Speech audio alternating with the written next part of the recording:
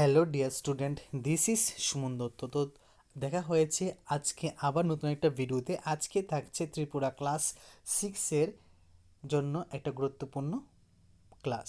সেই ক্লাসে আমরা দেখতে চলবো যে গণিত প্রকাশ থেকে নতুন চ্যাপ্টারের একটা নতুন পেজের একটা গুরুত্বপূর্ণ প্রশ্ন।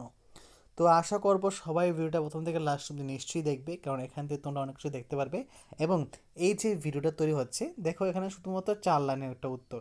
তো আশা করি 4 লাইনের উত্তর 1 থেকে 1.5 মিনিটের মধ্যে হয়ে যাবে। ঠিক আছে, তো চলো দেখা যাক কী আছে প্রশ্নটা।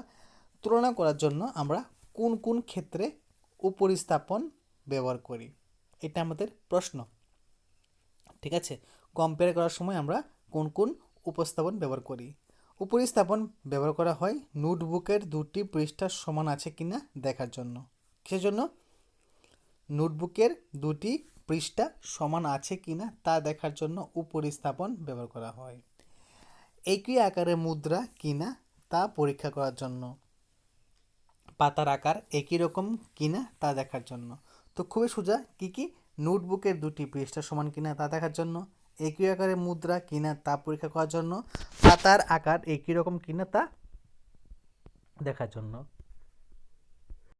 ওকে, তো আশা করব ভিডিওটা সবার কাছে বোধগম্য হবে। যদি এরকম ভিডিও তোমাদের কাছে ভালো লাগে থাকে, অবশ্যই চ্যানেলটাকে সাবস্ক্রাইব করে রাখো। এবং তুমি যদি চ্যানেলে নতুন হয়ে থাকো, তাহলে চ্যানেলটাকে অবশ্যই তুমি শেয়ার এবং সাবস্ক্রাইব করে রাখো। ঠিক আছে, যা করে এরকম ভিডিও যখন আমি আপলোড করবো তুমি খুব ইজিলি পেয়ে যাবে। তো ভিডিওটা প্রথম থেকে লাস্ট দেখার জন্য তোমাদেরকে অসংখ্য ধন্যবাদ।